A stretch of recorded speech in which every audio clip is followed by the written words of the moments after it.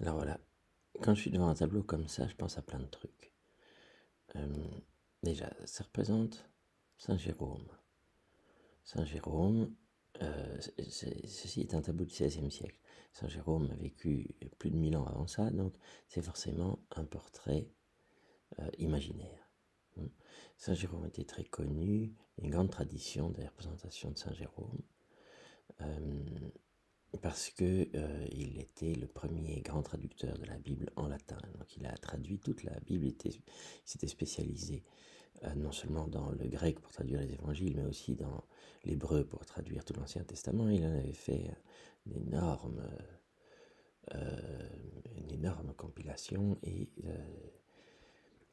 sa traduction latine a servi de référence en Europe occidentale pendant 1000 ans, sous le nom de Vulgate. Donc c'est pour ça, comme c'est un grand érudit, un grand savant, on voit qu'il est entouré de livres. C'est un tableau du XVIe siècle, donc ce qui est intéressant aussi, c'est de voir que c'est bien sûr pas un Saint Jérôme du IVe siècle qui est représenté ici, mais un Saint Jérôme du XVIe avec des éléments du mobilier, de la vie courante du XVIe siècle. Donc ça évidemment c'est très curieux et on peut s'amuser alors à justement aller voir à quoi ressemblaient les objets quotidiens au XVIe siècle. On voit surtout des livres, évidemment. Alors, on voit des livres qui sont reliés en dur, des livres qui sont reliés en mou. On voit aussi que le soin n'est pas la qualité qui est mise en avant. Donc, les livres sont un peu tordus, les papiers sont roulés, pliés. Bon. Euh, on voit, il y a cette habitude d'avoir des fermoirs. Alors, pour les grosses reliures, là, les grosses reliures rouges, on voit cette habitude d'avoir soit des fermoirs métalliques, soit derrière le crucifix. On voit aussi des manières d'avoir un fermoir simplement par deux cordons, deux jolis cordons. Voilà. On voit aussi une habitude qu'on pourrait reprendre d'ailleurs, pourquoi pas, c'est d'écrire les titres, pas seulement sur le dos, mais aussi sur la tranche. Vous voyez ici d'ailleurs le livre est mis à l'envers, il est écrit Annotatio, quelque chose. Donc ça c'est le titre du livre, il est posé également comme ça, de sorte qu'on peut identifier le livre, qu'il soit debout ou couché. Ça aussi c'est un point intéressant, ils ont l'air de conserver plutôt les livres à l'horizontale, comme l'écriture à l'horizontale sur la tranche l'indique aussi. J'aime bien voir aussi la plume avec laquelle il écrit. On voit là sur la nappe verte, qui semble plus un tapis de feutre d'ailleurs, vert, sur cette table. On voit cette plume sans peine, oui, sans barbe, sans barbillon. Elle est toute chauve.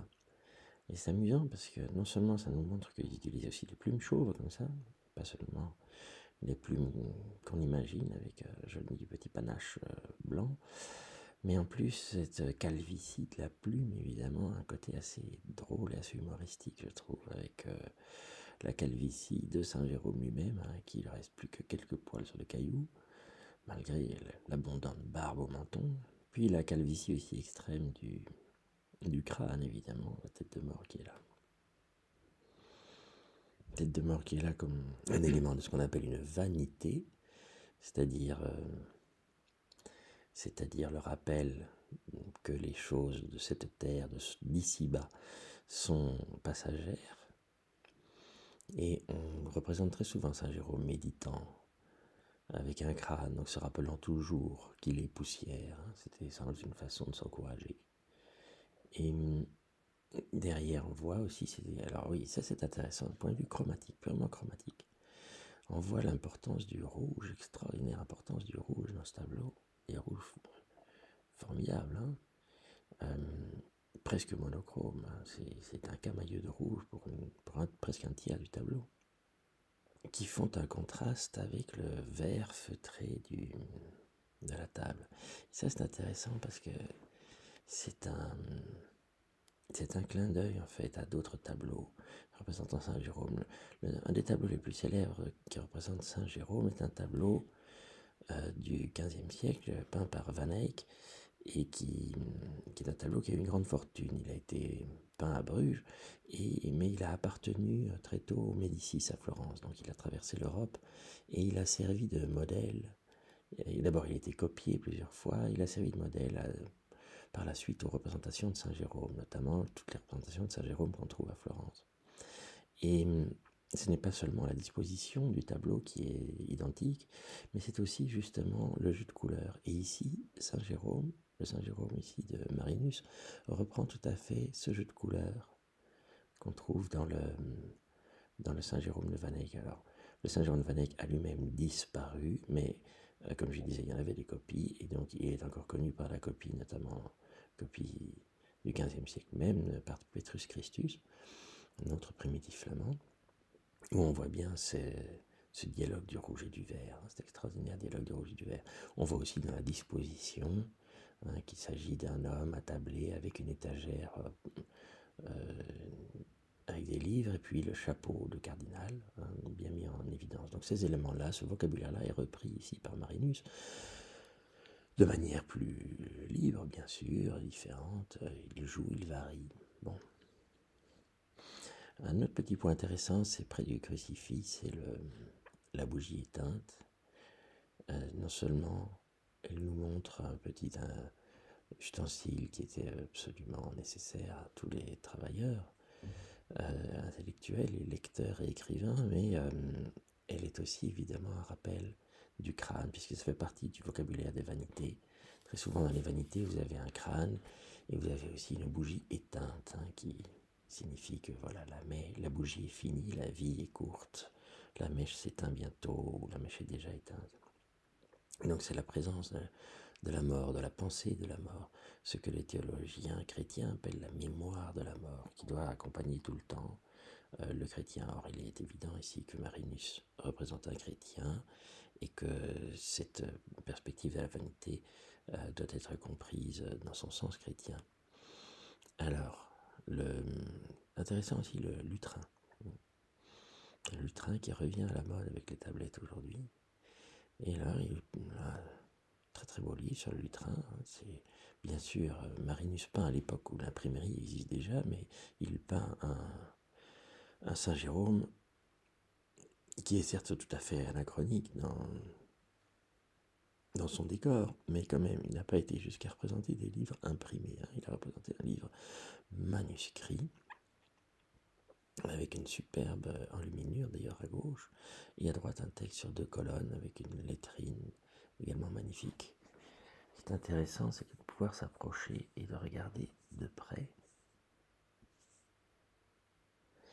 Voilà. On voit qu'il a représenté cette vision du jugement dernier. Vous avez un Christ qui est surmonté par 2 anges qui soufflent dans les trompettes de l'Apocalypse, les trompettes de la fin du monde, de la fin des temps, et qui est, on voit que le Christ, on voit une grande épée là qui est près de sa tête. Cette épée dans l'Apocalypse, on dit que la parole est une épée, la parole est un glaive.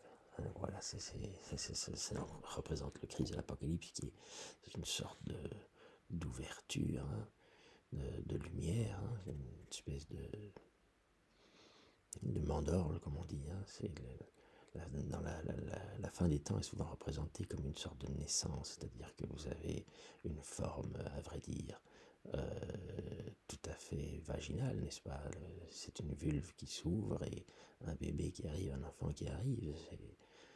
C'est cette naissance, en fait, au monde final qui est représenté d'une façon symbolique, mais en même temps extrêmement concrète et corporelle, dans toute la tradition chrétienne.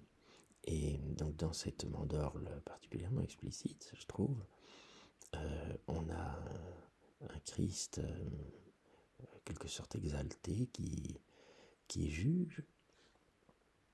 Et on voit d'ailleurs, il y a 2 avocats là, tout près du Christ qui juge. Il y a à droite, à genoux, flottant à genoux, c'est Saint Jean-Baptiste, et à gauche, c'est la Mère de Dieu, donc Marie, qui sont là pour prier, pour défendre, pour essayer de sauver tous leurs frères humains. Et en bas, on voit la représentation traditionnelle de la séparation, du bon grain et de l'ivraie, des séparations des justes et des damnés. Les justes à gauche rentrent dans une sorte de fournaise de lumière, et à droite ils rentrent dans la gueule obscure du Léviathan, du grand monstre, poussé par des petits diables assez rigolos. Voilà. Très intéressant ce tableau dans le tableau, hein, parce qu'il est extrêmement soigné, c'est pas anodin, hein, c'est formidable. Mais la qualité de la reproduction nous permet aussi de voir, comme si on était au musée d'Anvers, de mettre son nez sur le tableau et de voir que par exemple le glaive qui est à droite du Christ sur l'image, eh bien a un pendant à gauche, et ça manifestement c'est un lys, si je vois bien c'est un lys, un grand lys qui symbolise la pureté, n'est-ce pas, la virginité, la pureté. Voilà. Alors, sur le lutrin, on a évidemment ce petit détail très agréable.